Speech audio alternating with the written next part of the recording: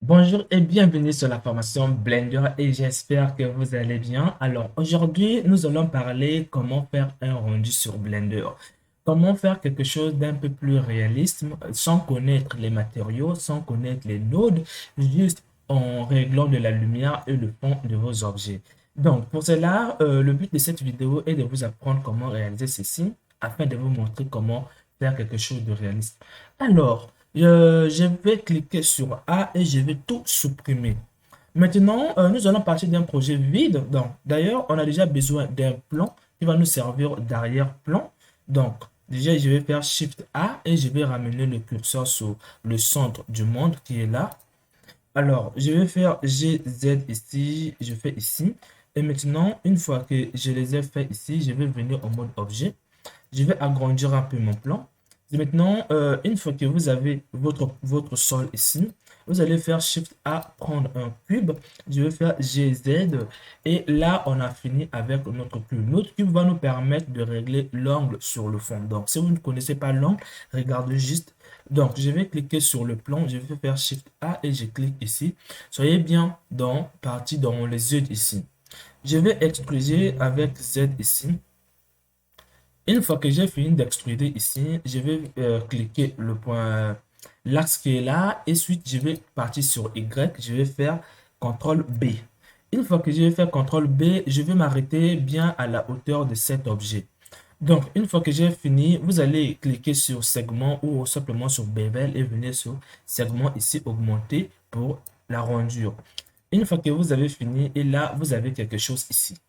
Maintenant, ce que vous allez faire, vous allez quitter ce mode ici. Nous allons maintenant agrandir un peu en faisant S, Y ici.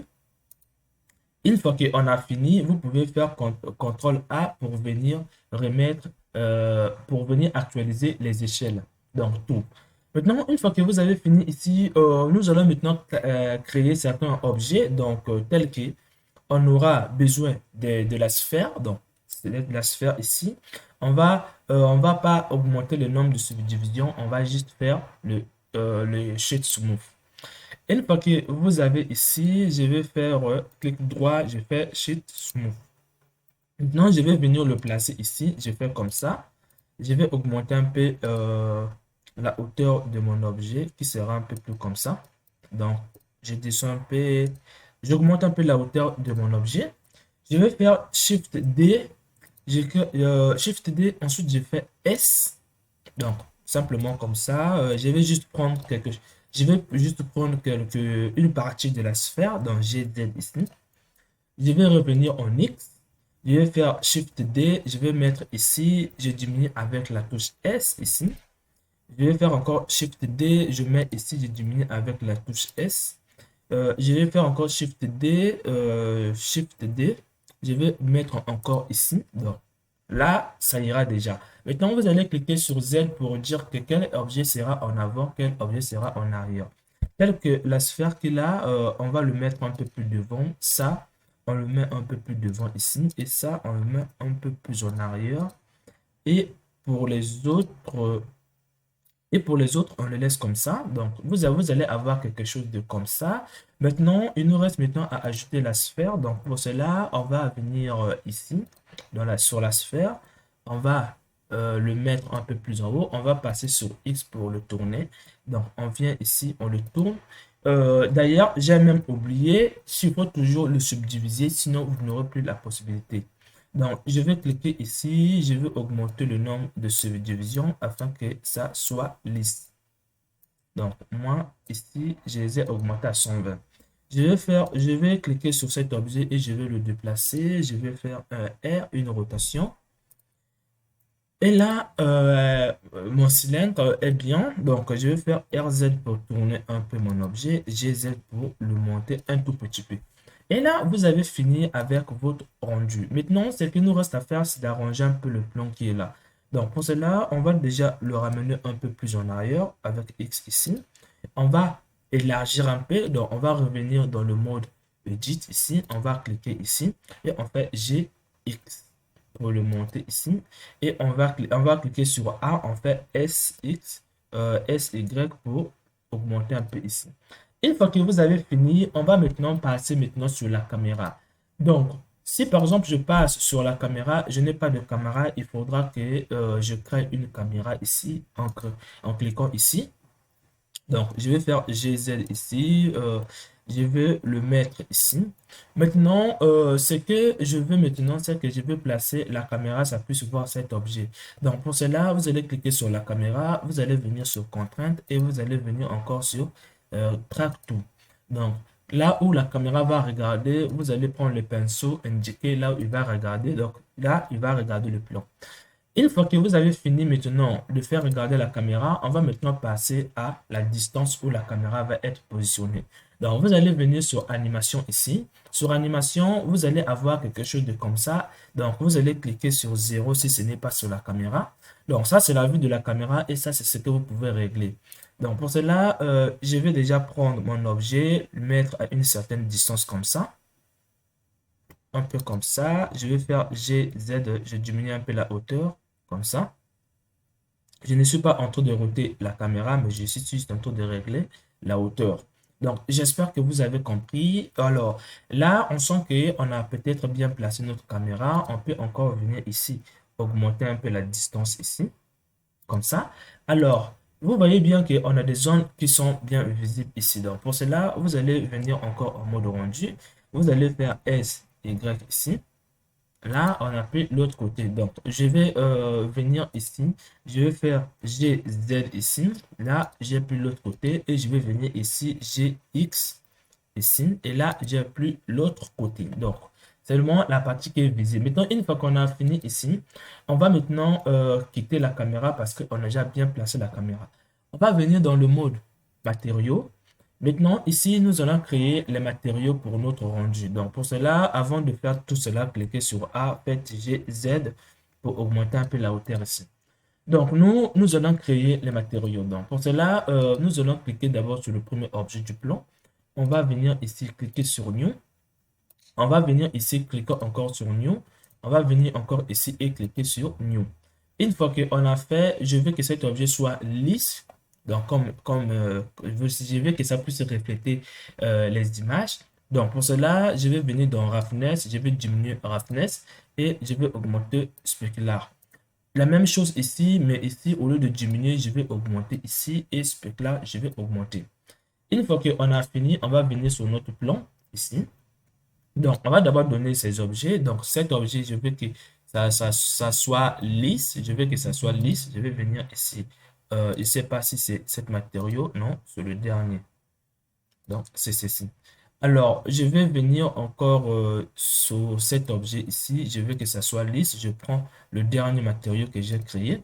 Alors, une fois qu'on a fini ici, on va donner maintenant les autres. À l'avant-dernier matériau, on vient ici. On donne l'avant-dernier et ici aussi, je vais donner l'avant-dernier. Maintenant, si on passe sur la vue caméra, vous voyez bien qu'on n'arrive pas à faire la différence entre nos objets et l'arrière-plan. Donc, pour cela, on va cliquer sur cet objet, on va venir ici.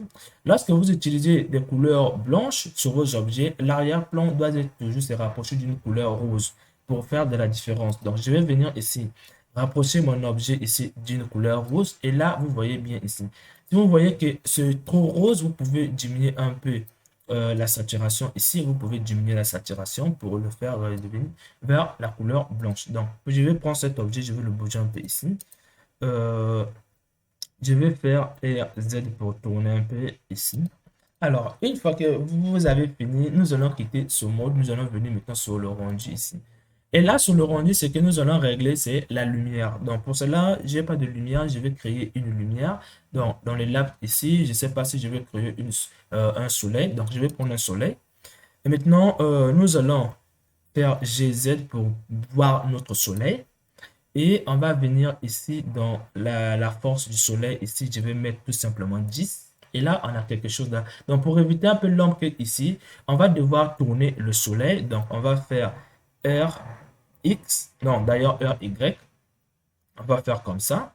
Et là, on a notre soleil que vous êtes bien en train d'observer. Maintenant, nous allons passer sur Z pour placer un peu notre soleil de côté. Ici, on va faire R comme ça pour mettre un peu comme ça. Alors, une fois que vous avez compris cela, je vais diminuer un peu avec X ici pour que l'homme ne puisse pas toucher le bordure. Alors, une fois que vous avez fini de mettre votre soleil, le rendu n'est pas encore réaliste. Déjà ici, vous voyez, l'ombre est trop forte ici. Et le problème ici, vous n'avez pas de la lumière. Donc, pour cela, avant de finir notre projet ici, vous pouvez passer en caméra pour voir comment ça y est, comme vous le voyez très bien. Maintenant, on ne voit pas toujours cet objet. Donc, pour cela, je vais toujours diminuer la saturation ici. D'ailleurs, je vais l'augmenter pour voir notre objet. Maintenant, une fois que vous avez fini, on va ajouter des choses maintenant qui prend un peu plus de calcul, mais au final, vous allez avoir quelque chose de bon. Donc, pour le rendre réaliste, on aura besoin du lave propre pour gérer l'ombre afin que l'ombre soit vraiment réaliste. Donc, on va dire à Blender de mieux calculer l'ombre. Donc, je vais faire ici GZ, je vais augmenter un P. Il suffit que la caméra soit à l'intérieur de ce truc. Donc, je vais faire comme ça. Et là, la caméra est bien de l'intérieur. On a fini avec ceci. Donc, ce que maintenant nous allons faire maintenant, nous allons ajouter encore quelque chose d'autre ici pour gérer les réflexions de la lumière, les rebondissements de la lumière. Donc, on va prendre ceci. On va faire S, on va augmenter un peu. Et nous allons faire G pour mettre ici. Et là, nous aurons les rebondissements de la lumière. Maintenant, là, ce n'est pas encore appliqué. Vous allez cliquer sur cet objet, par exemple. Vous allez venir ici. Vous allez d'abord activer l'ombre. Vous allez venir activer les réflexions. Et dans les réflexions, vous allez activer les réflexions. Maintenant, vous allez venir dans l'indirect ici. Dans l'indirect ici. Et ce que vous allez faire, vous allez cliquer sur le bake ici. Ça va commencer à calculer l'ombre de vos objets. Donc, pour moi, je vais faire delete par exemple. Et je fais bake. Donc, et toujours en tête de répéter l'opération plusieurs fois. Là, les calculs se passent. Ça peut arriver que mon ordinateur puisse commencer à caler parce que quoi, je suis en train d'utiliser une puissance. Donc là, on a fini de baker l'ombre. Vous voyez bien, l'ombre, l'intensité de l'ombre s'est diminuée. Mais là, ça ne s'est pas diminué. Donc, pour cela, nous allons cliquer ici. Donc, nous allons venir ici cliquer sur le bake d'en haut pour calculer les réflexions de celui-là. Donc, le bake d'en haut. Et là, Blender est en train de faire des calculs. Là, pour moi, ça peut venir que ça puisse utiliser vraiment de la puissance de mon ordinateur et capture d'écran puisse bugger. Alors, une fois que vous avez fini de faire des réflexions, vous voyez bien ici, là, ça s'est apaisé. Donc, vous avez maintenant votre rendu. Vous pouvez, par exemple, passer en rendu ici, prendre une image ici, par exemple. On attend un peu le calcul. Pour moi, ça peut arriver que ça puisse caler. Blender puisse s'arrêter même parce que quoi, j'ai vraiment utilisé de l'art probe.